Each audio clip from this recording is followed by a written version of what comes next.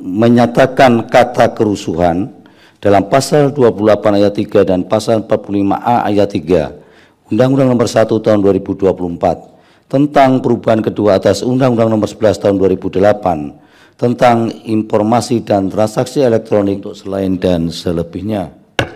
Demikian diputus dalam Jadi rapat. orang-orang yang mengekspos dirinya secara sengaja, ya mereka adalah orang-orang yang seharusnya memiliki toleransi yang lebih dibandingkan dengan masyarakat biasa. Karena itu adalah konsekuensi dari pilihannya untuk berkecimpung di dunia publik. Pejabat publik itu kan adalah seseorang yang sebenarnya dibiayai oleh masyarakat melalui duit pajaknya. Kita sebenarnya sehari-hari dalam pekerjaan kita membiayai pejabat publik. Oleh karena itu akan jadi sesuatu yang dalam tanda kutip konyol ketika pejabat publik tidak mau menerima kritik dan bahkan mempidanakan orang yang mengkritik dia.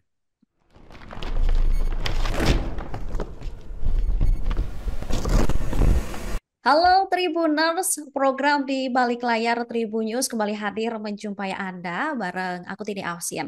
Kali ini kita akan membahas soal putusan Mahkamah Konstitusi, soal institusi negara, kelompok masyarakat, dan korporasi yang tidak lagi bisa menggunakan pasal pencemaran nama baik dalam UU Informasi dan Transaksi Elektronik atau UU ITE untuk melaporkan seseorang. Artinya ini warga negara yang mengkritik pejabat publik atau institusi tak bisa lagi dijerat dengan pasal pencemaran nama baik di UU ITE begitu. Putusan ini pun dianggap membawa implikasi besar bagi individu maupun institusi. Tentu putusan MK ini membawa angin segar. Pasalnya selama ini MK dinilai belum pernah mengabulkan judicial review terhadap pasal pencemaran nama baik. Lantas bagaimana proses di balik perubahan UU ITE ini? Kita akan ngobrol bareng Mas Rangga Sujud Widikda, yaitu sebagai advokat LSM Law Firm. Kemudian ada Mas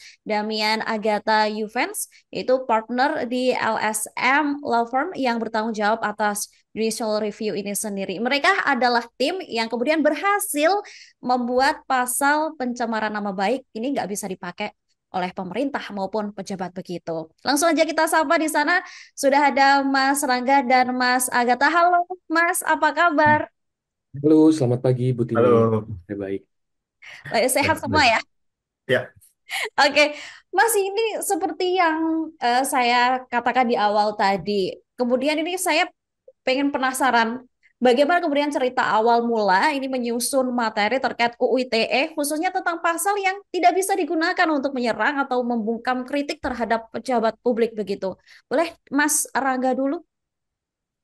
oke. Kalau jadi ini sebenarnya kita penyusunan ini dilakukan untuk atas dasar mohon yang kami wakili di Mahkamah Konstitusi. Mhm. Jadi dalam pengajuan judicial review ini kami mewakili seorang aktivis lingkungan dengan nama Daniel Tangkilisan. Beliau adalah orang yang dalam tanda kutip dikriminalisasi oleh UU ITE atas kritiknya terhadap perusahaan lingkungan di Karimun Jawa. Mhm.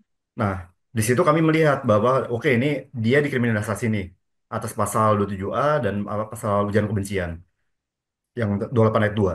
Nah, kami terus menganalisis sebenarnya masalah dari pasal ini apa saja sih?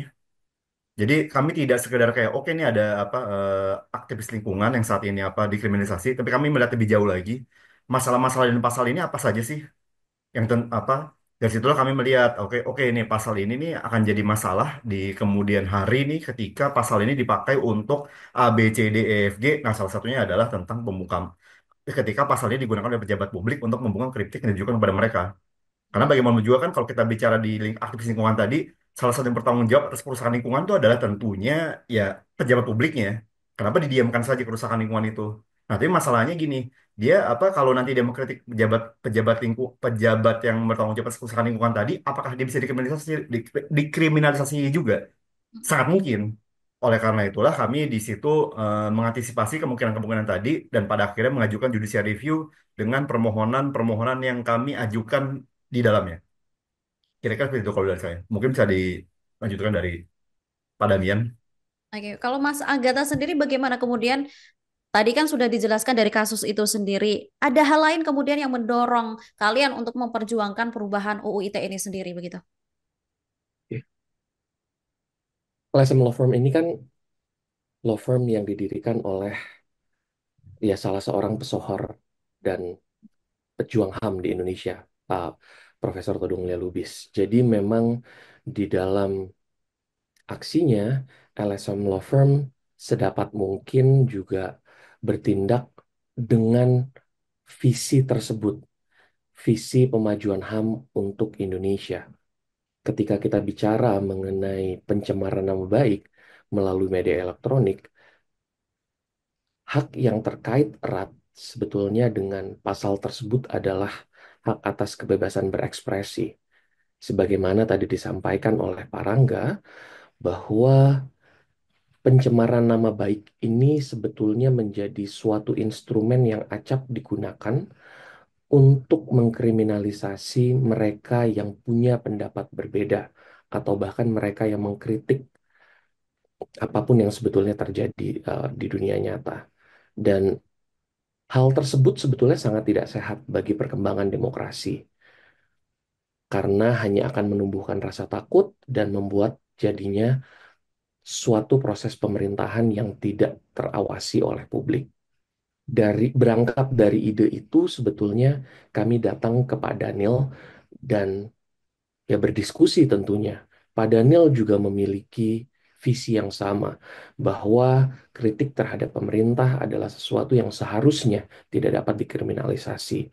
Maka dengan melihat gambaran yang lebih besar tadi, Pak Daniel memutuskan untuk memberikan kuasa kepada kami untuk mengujikan beberapa pasal di dalam Undang-Undang ITE. Demikian.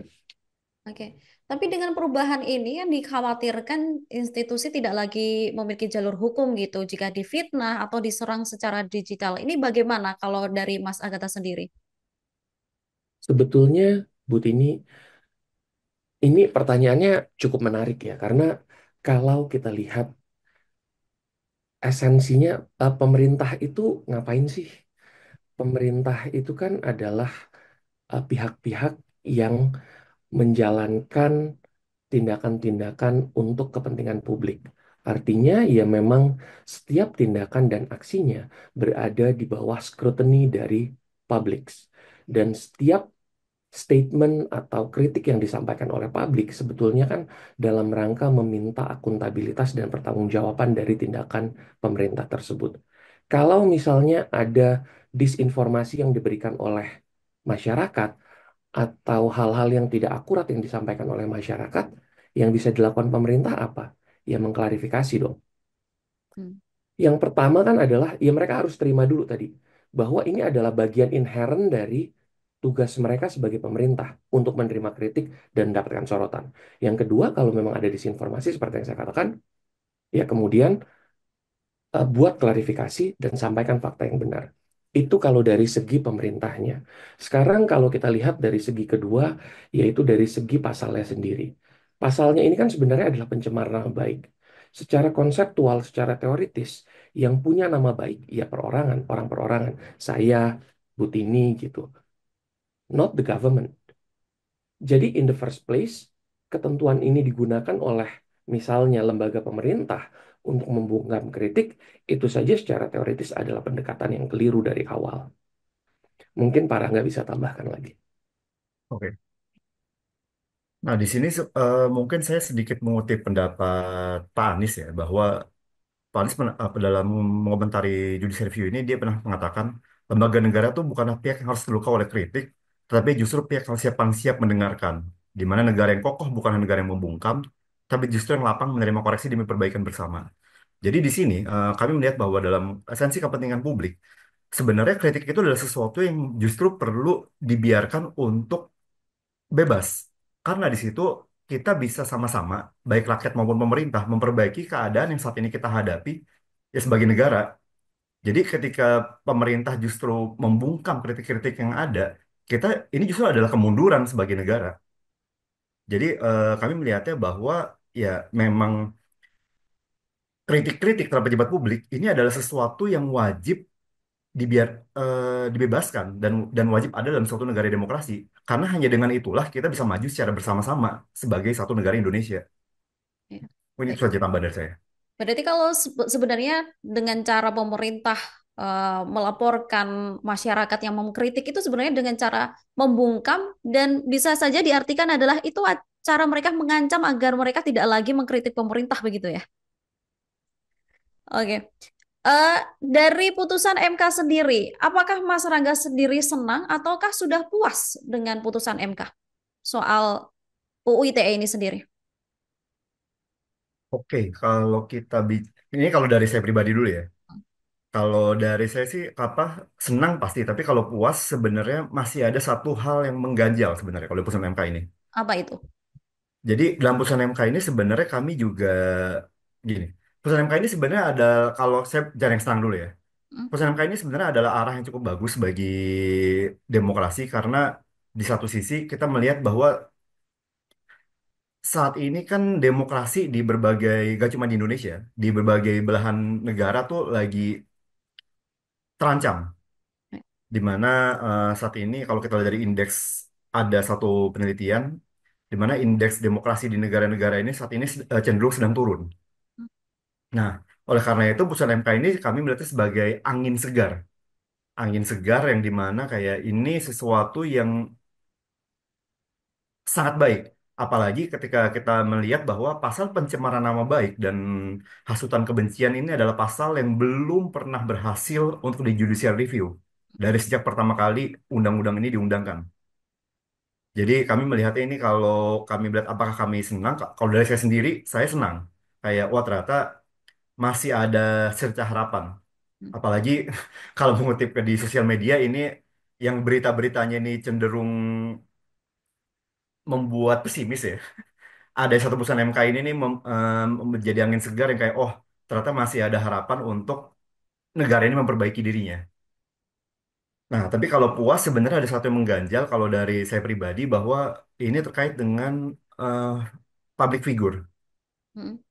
Di Kenapa? mana sebenarnya kalau dari permohonan yang mungkin bisa dilihat juga di putusannya langsung, kami juga memohonkan untuk bagaimana figur publik itu sebenarnya tidak bisa untuk menggunakan pasal ini karena kami melihat figur publik itu juga sosok-sosok yang memang terkait erat dengan kepentingan publik. Hmm, Yang dimana kami melihat bahwa untuk bisa tercipta demokrasi yang sehat dan benar-benar saling bisa mengangkat maju negara ini, tidak cuma pejabat publik, figur publik juga seharusnya adalah pihak-pihak yang tidak bisa menggunakan pasal ini. Dimana kalau kita melihat di Amerika gitu juga, figur publik itu sangat dibatasi juga. Karena tadi apa tindakan dan perkataan mereka sangat berkaitan dengan kepentingan publik. Tapi ini kayak dari saya pribadi ya. Jadi kalau secara pribadi saya kayak apakah senang-senang, puas, masih ada yang mengganjal. Meskipun tadi sebagai rakyat Indonesia pada umumnya, saya senang dengan hal-hal yang bisa membawa perubahan positif bagi negara ini. baik. Kalau Mas Agatha sendiri apakah setuju dengan Mas Ranggem ada hal yang masih mengganjal di putusan MK? Em, Setuju, Bu, bahwa kalau Kak saya sih ngelihatnya ada dua hal. Selain tadi soal figur publik, Hmm, yaitu orang-orang yang dengan sengaja sebetulnya menempatkan dirinya di dalam public traffic gitu ya. Jadi orang-orang yang mengekspos dirinya secara sengaja, ya mereka adalah orang-orang yang seharusnya memiliki toleransi yang lebih dibandingkan dengan masyarakat biasa. Karena itu adalah konsekuensi dari pilihannya untuk berkecimpung di dunia publik. Maka ya mereka seharusnya juga tidak bisa mengkategorikan diri sebagai korban kalau misalnya ada kritik yang dilontarkan terhadap mereka. Itu yang pertama. Yang cukup sayangnya tidak diperhatikan dan tidak dipertimbangkan oleh Mahkamah Konstitusi. Tapi no matter, karena ini adalah tetap merupakan suatu langkah positif. Yang kedua sebetulnya adalah di dalam permohonan yang kami sampaikan, kami itu juga menawarkan sebuah mekanisme pengujian yang lebih rigorous dan lebih detail terhadap cara membaca suatu ketentuan, apakah ketentuan itu bertentangan atau melanggar atau tidak hak atas kebebasan berekspresi. hmm, Nama tesnya adalah tripart test atau tes tiga tahap. Tes ini sebetulnya banyak digunakan di negara-negara Eropa, khususnya di pengadilan HAM di Eropa. MK sendiri secara implisit juga menerapkan tes ini. Namun kami sebetulnya mencoba untuk mengusulkan sesuatu yang lebih konkret, lebih formal gitu, supaya bisa menjadi referensi bersama. Nah, em, sayangnya hal ini juga tidak dipertimbangkan oleh MK. Padahal harapannya kalau metode pengujian yang kami usulkan ini bisa diterima, ke depannya akan lebih mudah untuk melakukan pengujian apakah ketentuan yang dibuat itu melanggar hak atas kebebasan berekspresi atau tidak. Jadi dua hal itu sebetulnya yang menurut kami masih mengganjal dari putusan MK sehubungan dengan UU ITE ini. Terima kasih. Baik. Tapi kalau masih ada yang mengejar, masih akan diteruskan lagi nggak untuk memperjuangkan ini ke MK lagi begitu? Well, sayangnya MK itu kan memiliki mekanisme yang namanya nebis in idem. Jadi untuk perkara yang sama dalam artian pasal yang diujikannya sudah pernah diuji gitu ya dan sudah pernah dipertimbangkan, maka dia tidak bisa diuji lagi kecuali memiliki batu uji yang berbeda. Jadi dari perspektif itu ada hambatan secara formalitas untuk melakukan pengujian lagi. Nah, tapi yang penting itu jadi next-nya tuh apa sih next step-nya?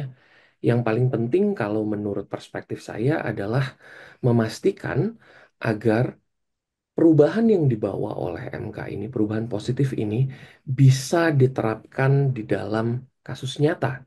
Jangan sampai perubahan yang terjadi di dalam level undang-undang tidak terterjemahkan atau tidak tersampaikan dengan baik di level praktik. Kalau ada perubahan undang-undang tanpa perubahan praktik, kan sama saja. Ya. Kalau Mas Agatha sendiri, bagaimana menurut Mas Agatha sendiri, apakah putusan ini bisa mempengaruhi kebebasan berpendapat dan berekspresi di ruang digital begitu? Secara normatif tentu itu yang jadi tujuannya, itu yang jadi harapannya kenapa MK memutuskan ini. Di dalam pertimbangan hukumnya, MK bahkan menyatakan secara tegas bahwa aim dari putusan ini sebetulnya kan untuk menjaga dan menumbuhkan demokrasi. Hmm. Demokrasi dan kritik dari publik itu kan sesuatu yang apa ya em, berjalan beriringan gitu. Tanpa ada demokrasi, tanpa ada kritik, maka demokrasi tidak akan berkembang. Dan begitu pula berlaku yang sebaliknya. Maka dengan adanya putusan ini, secara normatif maka harapannya adalah masyarakat memang jadi lebih punya ruang untuk menyampaikan kritik. Cuman lagi-lagi, yang harus dilihat adalah bagaimana nanti praktiknya berjalan. Hmm. Sekali lagi, percuma kalau ada perubahan peraturan tanpa diikuti dengan perubahan praktik di bawahnya. Baik. Kalau Mas Rangga sendiri, dalam konteks demokrasi, seberapa penting perlindungan terhadap hak warga negara ini untuk mengkritik pejabat begitu? Kalau saya melihatnya sangat penting. Hmm. Karena gini, kritik pejabat itu kan kita gini, masyarakat kan adalah pihak yang merasakan langsung apa dampak dari setiap kebijakan pejabat. Misalnya kayak contoh paling sederhana adalah masyarakat adalah pihak yang merasakan langsung ketika mereka melalui jalan raya, apakah pejabat yang bertanggung jawab atas jalan raya di daerah tersebut ya telah melakukan tugasnya salah satunya ya untuk memastikan jalanan itu teraspal dengan benar. Ketika mereka jalannya bolong-bolong, itu kan mereka yang merasakan langsung. Jadi eh, kritik itu tuh penting untuk bagaimana pejabat, kalau yang pejabatnya benar ya, justru mereka bisa melihat langsung pejabat apa kebijakan yang ternyata tidak terimplementasi dengan benar. Let's say misalnya dari sisi pemerintah nih udah kayak menganggarkan untuk pembersihan apa nih selokan, untuk apa pengaspalan jalan, untuk misalnya kayak penghijauan semuanya udah dianggarkan nih. Tapi kok ternyata kayak masyarakat melihatnya kayak wah ini selokannya itu apa mampet, apa kotor sehingga banjir. Kayak wah ini apa jalannya tidak teraspal dengan benar, ini kok tandus sekali atau dan hal-lain lah atau kotor sekali.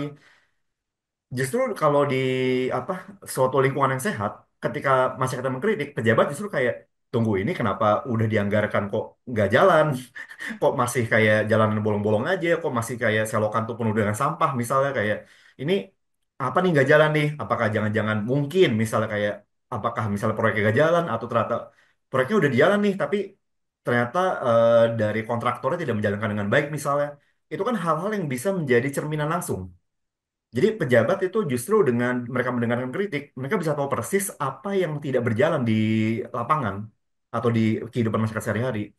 Oleh karena itu, kritik-kritik ini penting untuk didengarkan karena dengan adanya kritik tadi di lingkungan yang sehat, pejabat bisa tahu persis apa yang dirasakan secara langsung oleh masyarakatnya dan mereka bisa mengantisipasi itu jadinya.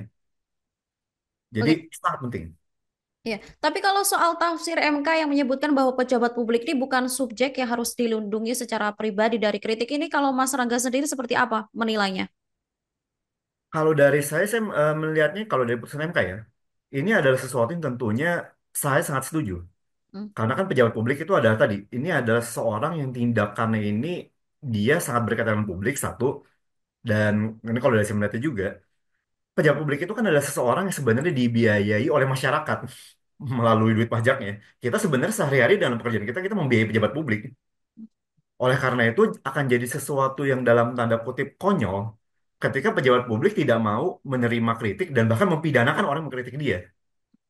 Jadi memang seharusnya pejabat publik itu kalau kita bicara dari esensi dia sebagai pejabat, dia bukan subjek yang harus dilindungi secara pribadi dari kritik. Dia adalah subjek yang seharusnya ya justru mencari kayak apalagi nih yang salah nih, apalagi nih yang perlu diperbaiki karena dia adalah orang yang justru mendapatkan ya gajinya, mendapatkan penghasilannya dari orang-orang yang seharusnya dia masyarakat yang tadi yang mengkritik dia.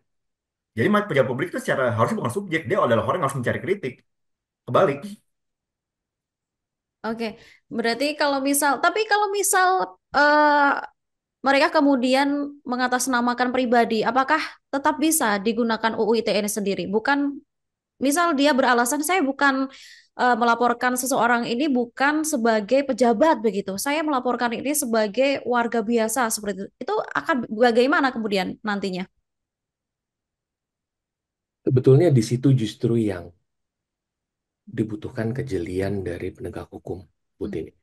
Jadi kalau misalnya kita bicarakan pejabat publik tadi seperti kata Pak Rangga soal pembersihan selokan, misalnya Kades X gitu, dikritik karena itu, kemudian dia bilang dia lapor ke polisi, dia mengadukan kepada kepolisian sehubungan dengan kritikan sehubungan dengan selokan tadi.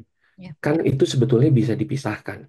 Oh, kritik yang disampaikan ini sehubungan dengan pribadinya Pak Kades A atau dalam rangka pelaksanaan jabatannya. Kalau dibilangnya misalnya nama Pak Kades A-nya dianggaplah X gitu. X ini eh, maling atau apa gitu ya. Ya mungkin masih secara pribadi dia memiliki kepentingan secara pribadi untuk melakukan pengaduannya. Tapi kalau tadi dalam konteks pembersihan selokan, ya itu kan tidak ditujukan kepada Pak X secara pribadi, tapi dalam kapasitasnya sebagai kepala desa A. Gitu. Oke, berarti harus kejelian ya, harus bisa membedakan antara ini sebenarnya secara individu atau sebagai pejabat begitu. Tapi ini kan soal lagi-lagi soal pejabat, soal pemerintah. Ini kan pasti akan berat begitu untuk mengusulkan UU ITE kemarin. Apakah dari Mas Agatha sendiri ataupun Mas Rangga sendiri ada hal sulit yang dilalui untuk kemudian sampai akhirnya UU ITE ini bisa diketok palu oleh MK? Apakah ada ancaman seperti itu yang dirasakan oleh Mas Agatha sama Mas Rangga sendiri? Kebetulan tidak ada sih ya. Mhm. Lancar saja sampai akhirnya ketok Lancar itu kok. ketok palu. Iya, menurut saya ya pemerintah juga bersikap cukup sportif dalam menanggapi pengujian yang dilakukan ke MK ini. Mereka mencoba untuk memberikan penjelasan kepada Mahkamah Konstitusi kenapa perubahan yang mereka lakukan di Undang-Undang ITE 2024 ini terjadi.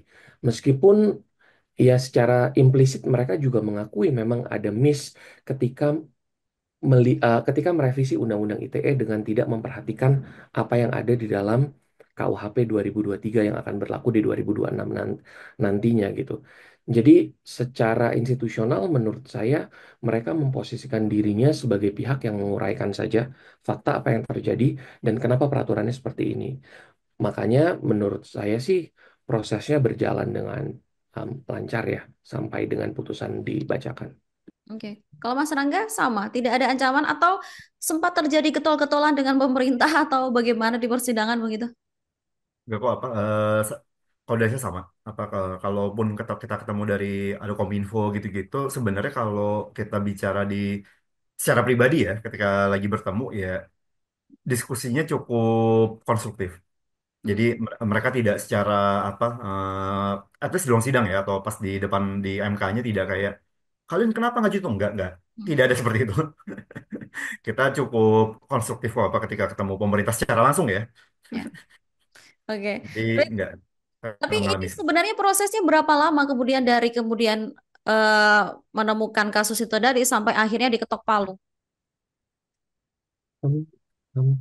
Kalau kita mengajukan itu Juni kalau nggak salah ya, Iya, pengajuan permohonannya itu sampai Hmm. ya diputus di bulan kemarin kan.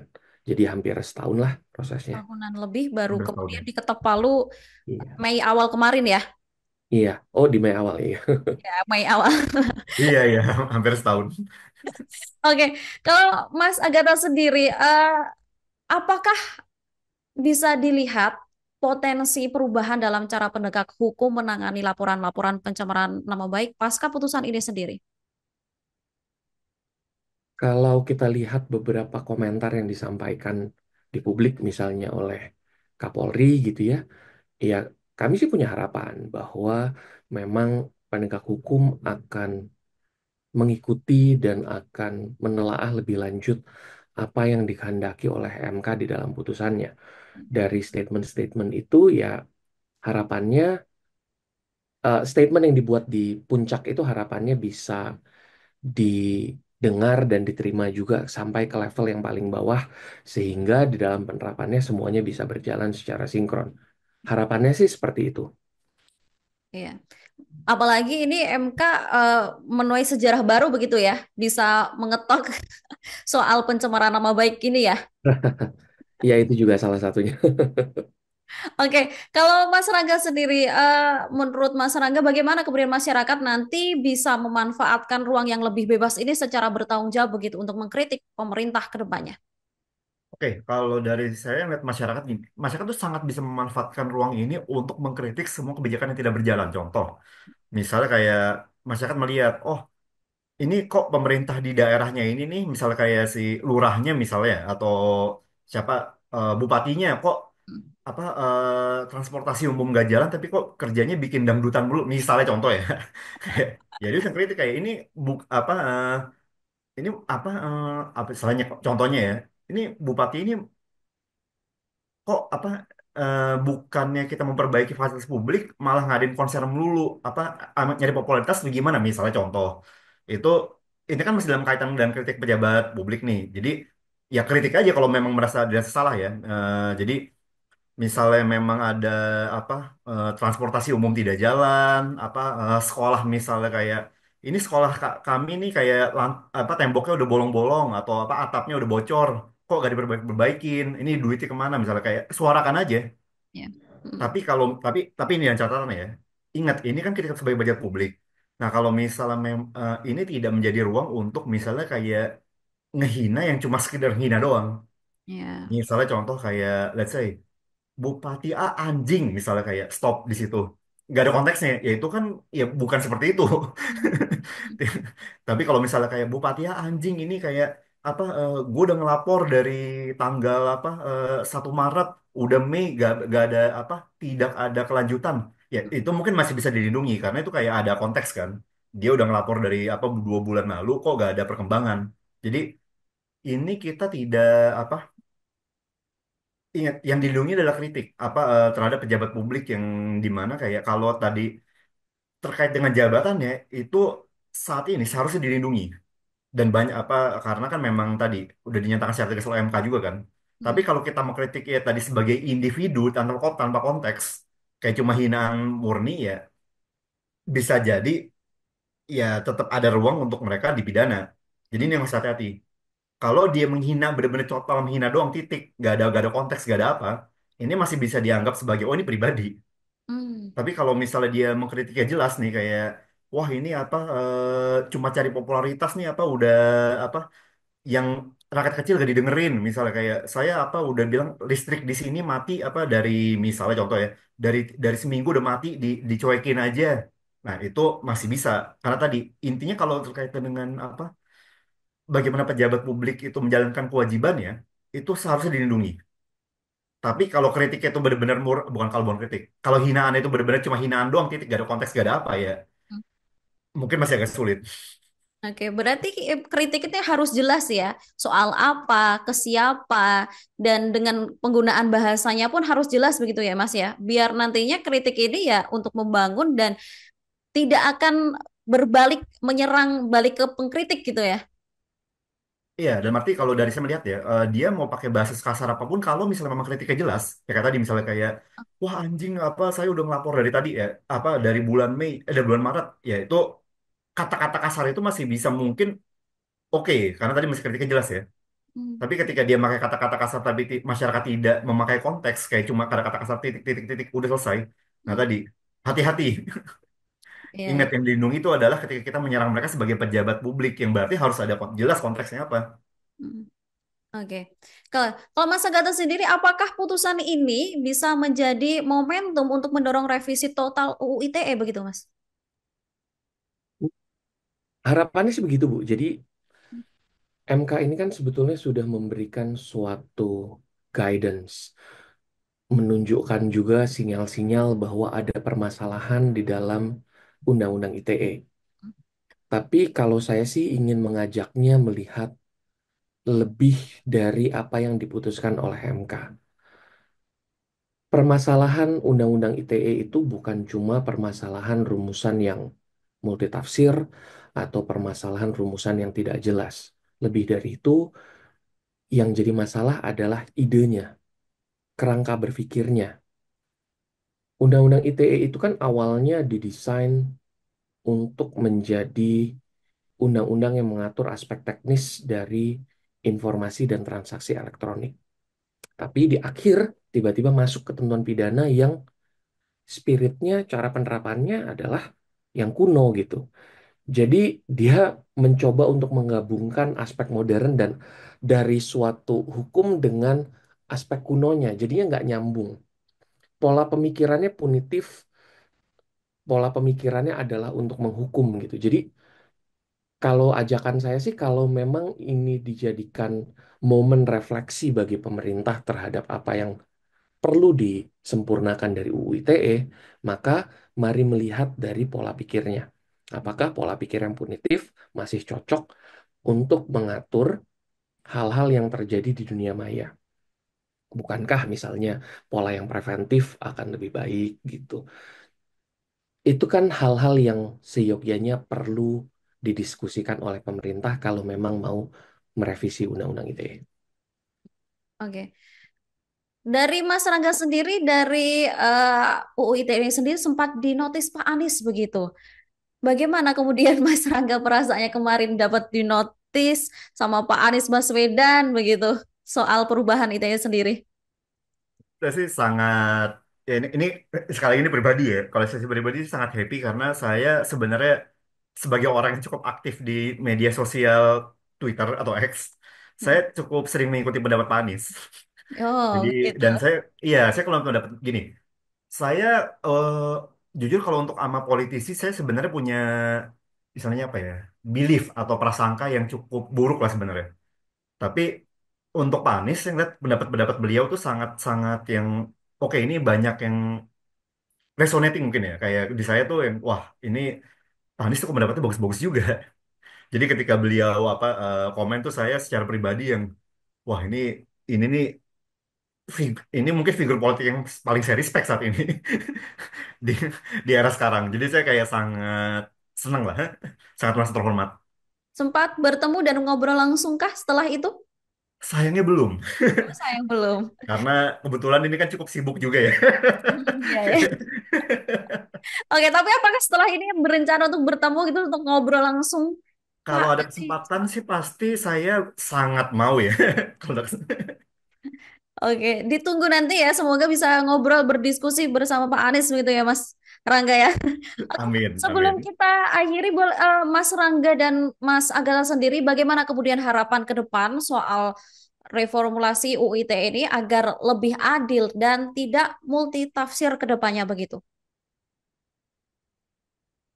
Mas Agata boleh?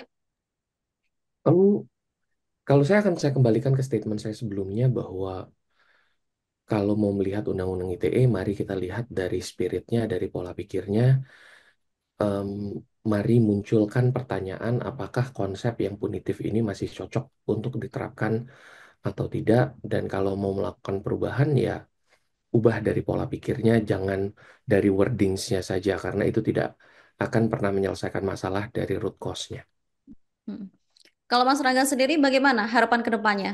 Biar ini tetap adil, tidak multitafsir, dan masyarakat juga masih bisa tetap mengkritik, memberikan kritik yang tajam gitu ke pemerintah. Kalau kita berkaitan dengan UITE ya, mungkin saya sedikit melihatnya gini. Apakah UITE ini memang dimaksudkan untuk mengatur hal-hal seperti ini? Karena kan kayak kita kalau dari judul aja kan informasi dan transaksi elektronik kan. Jadi kayak kalau dari saya sih melihatnya kayak kalau kita bicara UITE ya, yang apa memang UITE memang dimaksudkan mengatur seperti ini? Ah, Iya. dan apa menghukum seperti ini? Dan kalaupun iya, kalau menurut saya gini. Kita perlu menghilangkan pasal-pasal yang sebenarnya multitafsir. Karena gini, penegakan hukum itu kan akan jadi bermasalah ketika banyak pasal multitafsir. Karena itu akan membuat kayak penegak hukumnya sendiri kayak, oke ini gimana kita harus nafsirin ini nih. Karena jangan sampai kayak sebenarnya penegak hukum tidak bermaksud buruk. Ya mereka emang bingung juga ini gimana cara nafsirin ya. Jadi bukan sewenang-wenang, emang ini murni bingung. Itu kan itu kan sesuatu yang harus kita hindari ya. Jangan sampai terjadi kayak kesewenang-wenangan yang sebenarnya bukan terjadi karena niat jahat tapi karena kebingungan.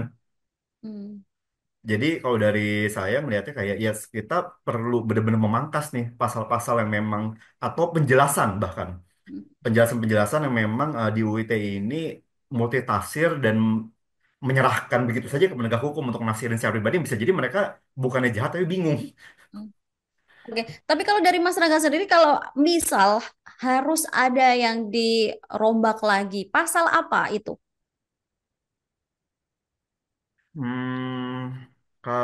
Oke. Ini mungkin contoh ya, kalau kita melihat ini kalau dari saya pribadi, contoh UITE ini adalah di pasal tentang kesusilaan, Hmm. kesusilaan dan apa tentang ketentuan pidananya. Jadi kalau kita lihat ini kan ada di pasal 45 ayat 2 perbuatan sebagaimana dimaksud pada ayat 1. Ini 45 ayat 1 ini tentang pidana bagi itu apa konten melanggar kesusilaan tidak dipidana dalam hal dilakukan demi kepentingan umum. Ini contoh ya. Nah, permasalahannya kalau kita lihat apa penjelasan tentang kepentingan umum tuh kayak kalau kita lihat penjelasan langsung ya, sangat abu-abu. Hmm. Sangat abu-abu yang dimana kayak apa dia tuh adalah kalau di penjelasan ya, adalah untuk melindungi kepentingan masyarakat yang diungkapkan melalui hak berekspresi, berdemokrasi, misal menunjuk rasa atau kritik. Terus dalam negara demokratis, kritik menjadi hal yang penting sebagai bagian dari kebebasan berekspresi, bersifat konstruktif, sedapat mungkin bersifat konstruktif, walaupun mengandung ketidaksetujuan dalam perbuatan atau tindakan orang lain. Pada dasar kritik dalam pasal ini merupakan bentuk pengawasan, koreksi, dan saran terhadap hal-hal yang berkaitan dengan kepentingan masyarakat. Ini mungkin terdengarnya kalau misalnya kita melihat ini ya, kalau kita melihat terdengar sebagai kayak, wah ini kayaknya sesuatu yang bagus nih. Tapi kalau kita telaah lebih dalam lagi, ini tuh multitafsir banget. Apa ini maksudnya ini? Membingungkan gitu ya, Mas ya? Iya, sangat-sangat tergantung perspektif masing-masing. Jadi Iya. ini kayak kalimat yang mungkin terdengar kalau kita baca nih kayak, wah ini nih bagus nih. Tapi kalau kita teliti kayak, enggak, ini maksudnya apa ini? Jadi kan kita gini, penegak hukum kan butuh melihat sesuatu yang konkret kan. Ini kepentingan umum atau bukan? Dan gimana caranya mereka melihat ini kepentingan umum atau bukan ketika pasal ini itu sangat-sangat abstrak, sangat-sangat kayak, wah ini maksud adalah kayak melindungi apa hak berekspresi, demokrasi. Apalagi ini pakai misal lagi, misal menunjuk rasa atau kritik seperti apa. Jadi kita kalau dari saya melihatnya ya, mungkin salah satu yang multitafsir dan perlu apa penjelasan lebih detail ya ini kepentingan umum. Ya langsung aja kepentingan umum itu apa? Jangan pakai pasal apa kata-kata yang wah ini di apa untuk negara dalam negara demokrasi bla bla bla. Enggak. Kalau kita bicara peraturan terus detail, jelas. Jangan kasih ruang untuk kayak orang-orang tuh nafsirin yang kayak Karena gini, penafsiran negara demokrasi menurut saya bisa jadi berbeda dengan penafsiran demokrasi menurut orang lain. Kayak dalam arti saya dan apa misalnya ibu aja mungkin kayak punya pendapat yang berbeda tentang apa itu negara demokrasi, apalagi penegak hukum. Jadi ini tuh perlu dipangkas nih pasal-pasal yang multi tafsir ini. Jangan kayak kita biarin imajinasi kita jadi kemana-mana. Ya. Oke, baik. Perlu adanya perombakan lagi begitu ya soal UITE. Soalnya kebanyakan UITE ini memang digunakan untuk kemudian menyerang pihak-pihak yang dianggap tidak sejalan begitu dengan seseorang begitu ya, Mas, akhirnya. Oke, baik, terima kasih Mas Rangga dan Mas Agatha atas diskusinya hari ini. Ini meskipun individu tak bisa dijerat menggunakan pasal pencemaran nama baik oleh pemerintah maupun pejabat lagi begitu ya. Tapi kita harapkan masyarakat tetap harus hati-hati dalam memberikan kritik kepada pemerintah. Harus jelas begitu kritiknya seperti apa dan ditujukan untuk ini sebenarnya untuk individu atau memang untuk pejabat begitu ya Mas ya. Sekali lagi terima kasih Mas Rangga dan Mas Agatha. Semoga bisa berbincang di lain kesempatan lagi. Baik, Tribuners, itu tadi diskusi saya bersama Mas Rangga dan Mas Agatha soal bagaimana kemudian proses mereka memperjuangkan perubahan pasal soal pencemaran nama baik ini sendiri. Saya Tini Ausin mewakili kerabat kerja yang bertugas pamit undur diri. Terima kasih dan sampai jumpa. Download Tribun X sekarang, menghadirkan lokal menjadi Indonesia.